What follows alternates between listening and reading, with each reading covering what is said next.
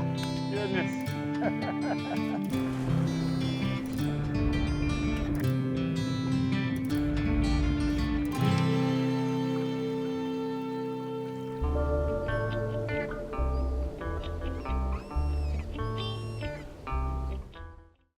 This week we're going to do something totally different.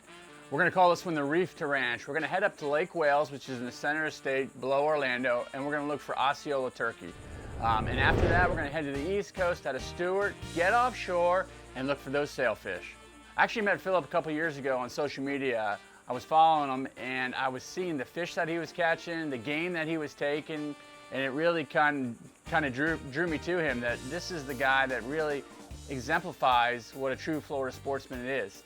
Putting the show together and thinking of ideas with Philip, he told me he has 600 acres up in Lake Wales, and this is an area that up by the Kissimmee River, it borders Camp Mac, and he told me there's a lot of potential. He has a lot of turkey on his property, he has coyotes and deer and hogs, so we had talked about putting this show together for a while. The timing worked out where Osceola Turkey was coming into season, and it seemed like the perfect game for us to go out there and try to take. Philip Weichert out here in Lake Wales. You got some property out here. This is your home. This place is insane. What's like 600 acres you were saying? Yeah, we got right at 600 acres. Really, this is the country out here. This is undeveloped, big parcels of land that are undeveloped that offer some opportune hunts, correct? Yeah, I mean, this is old Florida, man. It's, you know, we've got state parks, you know, just south of us here.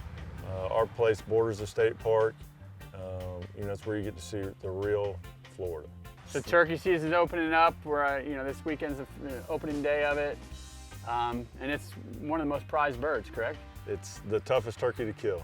So it is, you know, they're only in, you know, south, central part of Florida. Gotcha. And, you know, they're not real talkative like most birds are, but they're the one that everybody wants. It's the prized bird. So we're gonna set up for those, try to call them in. If not, maybe get out and go look around. If that doesn't work, then we're gonna go try and make something happen. So Philip had a plan set. We were gonna get up in a blind first thing in the morning while it was still dark, get everything set up. There's no noises, it's just nature, and it's so alluring.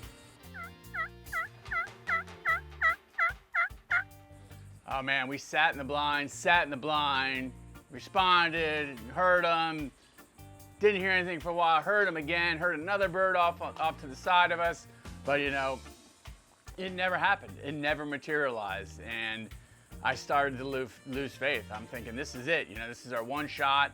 We got one morning to do this. I know it was a lot to ask for from Philip to try to get this done, and it looks like it's just not gonna happen.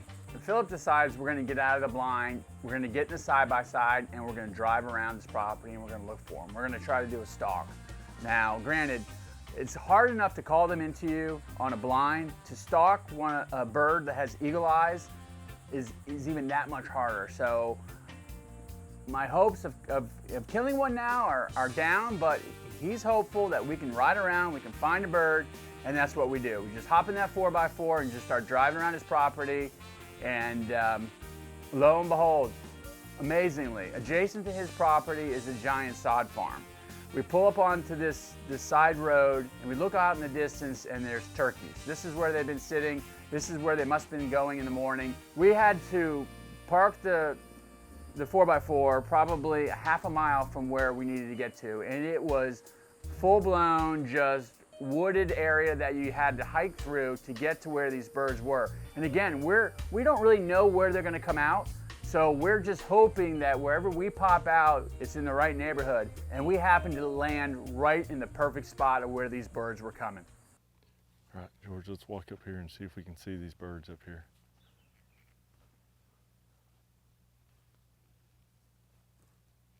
All right, stop right there.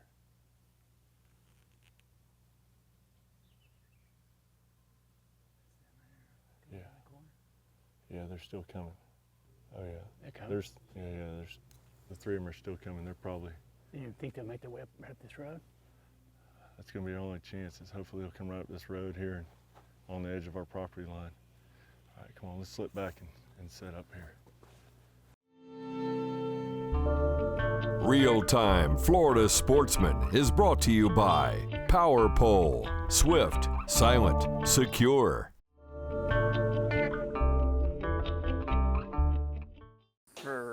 the shot that I needed, this was the perfect scenario. These birds were gonna come down this street. They made their way through this field, over a small dike, and they were coming down the road. We could see them coming down the road towards us. Sit right here behind this tree, and I'm gonna slide behind you here.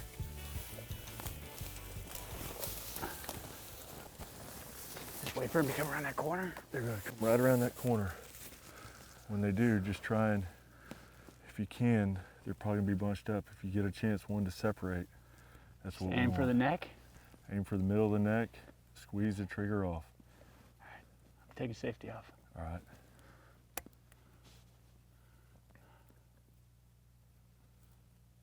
They weren't more than 100 yards out of it. It couldn't have been put on a plate any better for me. This was something that I needed. I had birds walking right up to me. We got in this position, which is very difficult to do. I mean, get set up, cameraman's behind me, Philip's next to me telling me what to do. It's all happening last minute because these birds are getting ready to come around the corner. We get set up with probably 30 seconds to spare. I get the gun rested down. I'm in the right spot, cameraman's set up, and we're just waiting for those birds to come around the corner.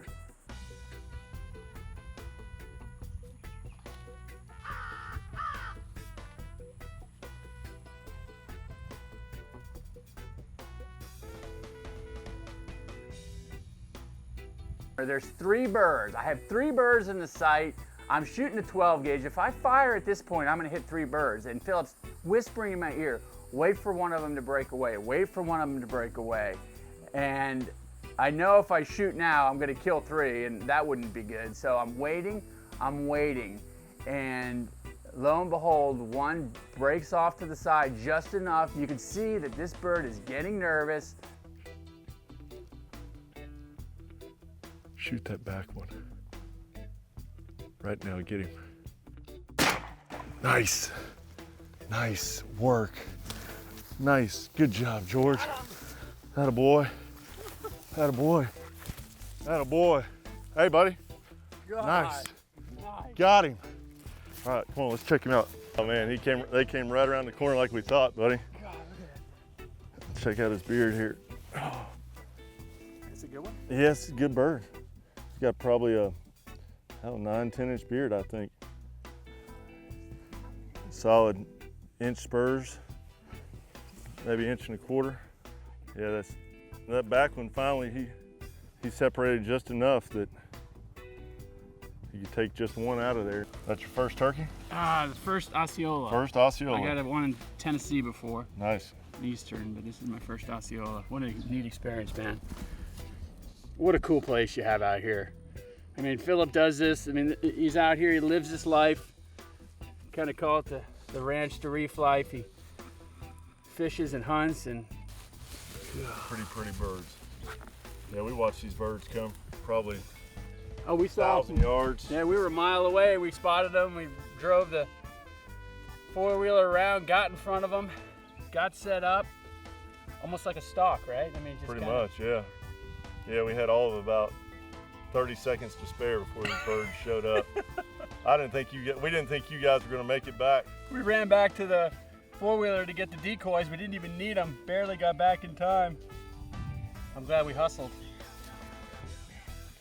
It's hard to explain to people. It's not about the kill.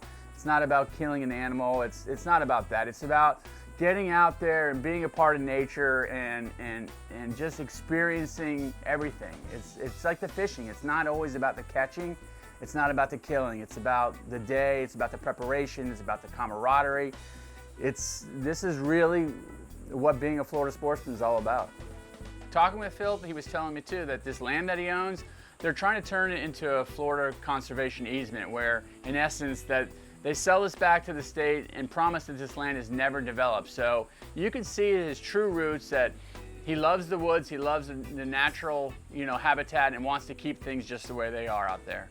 Philip cleaned the bird for me. He breasted him out. We got the tail feathers, we got the spurs, the beard, which are the trophies for these birds. This is what you take home.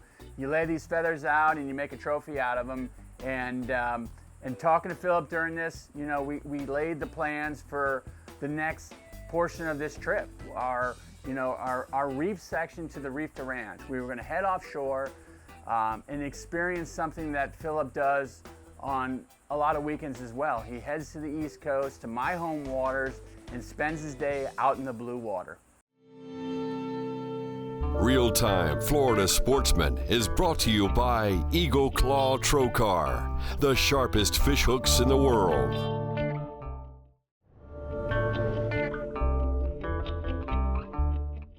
So we had one half of the show done. We had the turkey hunt. And Osceola in one morning is a lot to ask for. Now, to go offshore into deadbait fish in the middle of the summer and catch a sailfish, that is another task that is not easy to do. We're trying to do two very difficult things in 2 days, get this all done, and I'm hoping, beyond all hope, that we can accomplish what we need to do.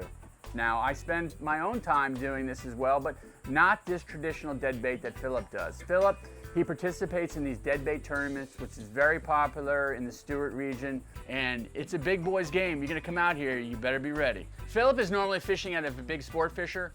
God bless him, but this is something that we're gonna be doing on the bay boat. We're taking those same techniques and we're gonna just, kind of dumb it down just a little bit. We're gonna be pulling these ballyhoo. We don't have these elaborate dredge reels, electric reels that they use. We don't have these outriggers, but it's the same kind of stuff. We can simplify it a little bit, still do it off the back of the Triton, and hopefully catch these sailfish. God, what a pretty morning. Oh, it's gorgeous. Sun's just starting to come up. Getting ready to go to St. Lucia. So this is my hometown. It's the hometown of the magazine as well, interestingly enough. But this is where you come as well. You have your boat here. You live in the center of the state, but you come over here and you do a bunch of fishing out of here. Yeah, it's my getaway on the weekends, Come down here, run to the Bahamas, fish locally, And you do a lot of those tournaments here, tell me, the sailfish tournaments in the wintertime? Sailfish tournaments, billfish tournaments, fish down in Costa Rica this year, going to Bermuda this weekend, and hopefully DR later this year. So we're gonna pretty much do what you do here when and it's just, people don't realize this is typically a deadbait trolled area, meaning, pulling big natural dredges, trolling ballyhoo. And we're gonna do that same thing today. It's not really known for sailfish this time of the year, but there's fish around, so we're gonna look for sailfish, dolphin, just a mixed bag, right? Yeah, we're just gonna, fish the traditional way with circle hooks and dredges and see if we can get one to cooperate and come up. All right, well, looks like we got a pretty morning for it. We lay out a plan first thing in the morning of where we're gonna go, what we're gonna do, but like every day out there, it's so dynamic, you never know. Mother Nature usually dictates what you're gonna do. So we have it in our head. We're gonna fish between 100 and 200 feet of water. We're gonna stay around a lot of structure, which usually holds bait, and look for those sailfish. We make our way east. First thing in the morning, find a beautiful rip at a perfect depth, like 130 feet of water, perfect current break. Set the boat down and start idling along, and immediately, a sailfish free jumps within 20 feet of the boat, which never happens. This I'm excited, but as this sailfish is jumping away from me and we're not even ready yet, I'm a little disappointed as well. I'm thinking to myself, this sometime is an omen. When you see that fish first thing in the morning, sometimes it could be a great sign, but also could be a jinx. So we know we're in the right area. This edge is incredible. This is exactly what you want to look for. This beautiful current edge here. Phil's putting together this crazy elaborate natural dredge. I normally use like a mylar dredge. This is much more to it here, but this is what the tournament guys do. Labor of love, man. Yeah, rigging these things for hours. But they work, right? They work. Oh, there he was. Little dolphin. Nice. Oh. That's a nice little bull. Yeah. Philip, weren't you just saying I can't believe we haven't had a dolphin bite? Yes, I was. And look what happened. You got to talk to him. Just kind of paused on that. I didn't even, just look back and whoop. There he was. Nice. Here he comes. He didn't like that looks of that gaff, He didn't like that gaff at all, did he? Here, hold this. Yeah. Got it? Yep.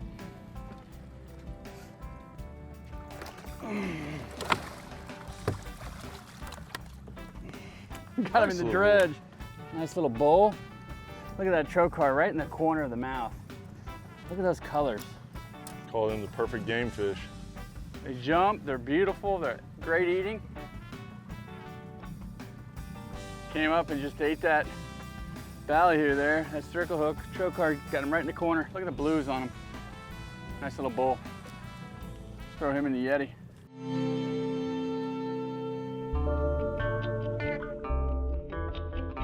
Real-Time Florida Sportsman is brought to you by Maui Jim. Seeing is believing.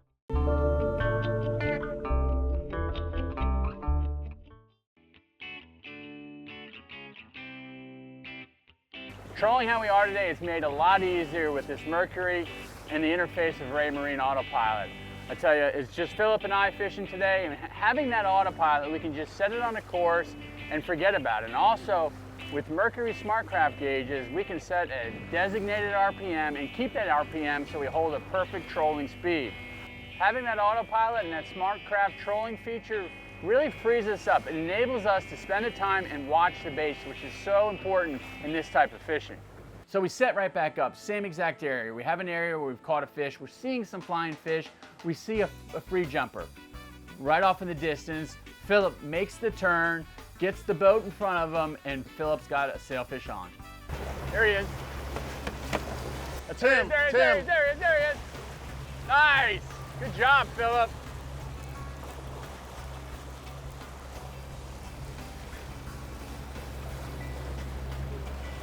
Yeah. There he is. Nice. Now Same George, area, take just got in, a dolphin. Come again? take that sink to start if you can. Do what? Let me go over you again.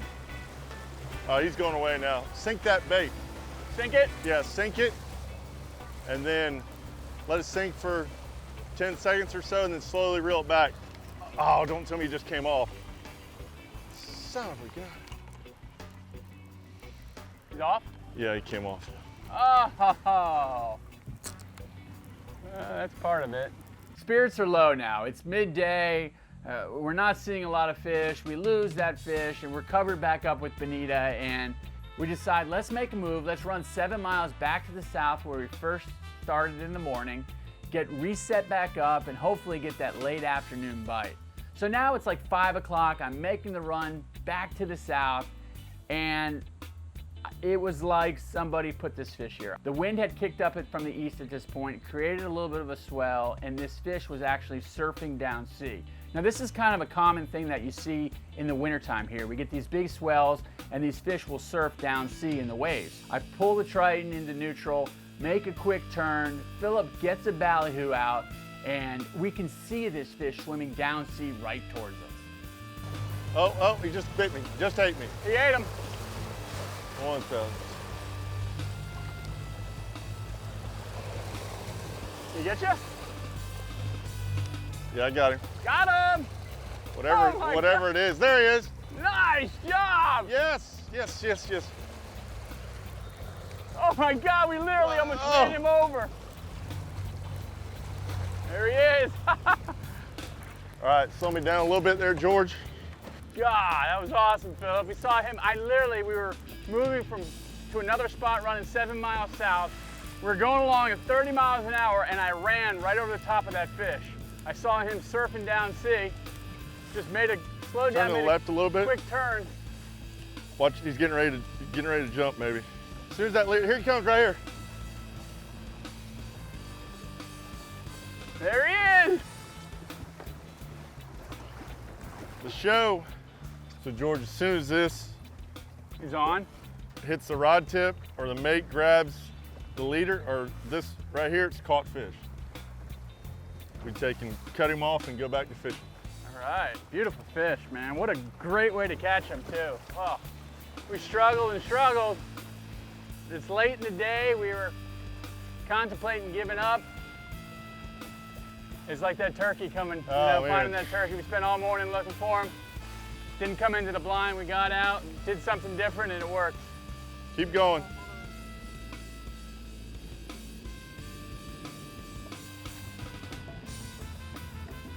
Oh, definitely a caught fish.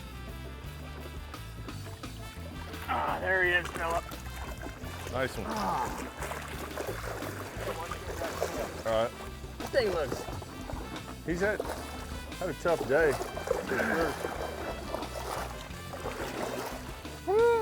Got the Osceola and got the Sailfish. That's a sportsman's day right there. Absolutely. God, how cool. Absolutely. God, we had to work for him. We got it done. Philip took me out to the woods, we bagged the turkey, and we came to the East Coast and we got our Sailfish. I'm torn between the two. I mean, the major season, if a good cold front's coming through is, do I go get in a deer stand and wait for that big buck to possibly come through? Or do I go get on the boat and go see if we can catch 9 or 10 or 12 sailfish when they're pushing through on a hard north wind? So, I mean, there is some, if you ask me which one I like best, I don't know that I could give you an honest answer. I love them both. Philip is a true ambassador of the outdoors. The same beliefs, practices, and principles that he demonstrates, we also share in common. And it's through this that we're going to help preserve Florida and our way of life. My best turkey call? Here, turkey, turkey, turkey, turkey. It sounds like a dog. You guys would if one just responded. Jensen Beach. Reef Ranch. How long have you been hunting for? A week. No, like in your life. 2 weeks.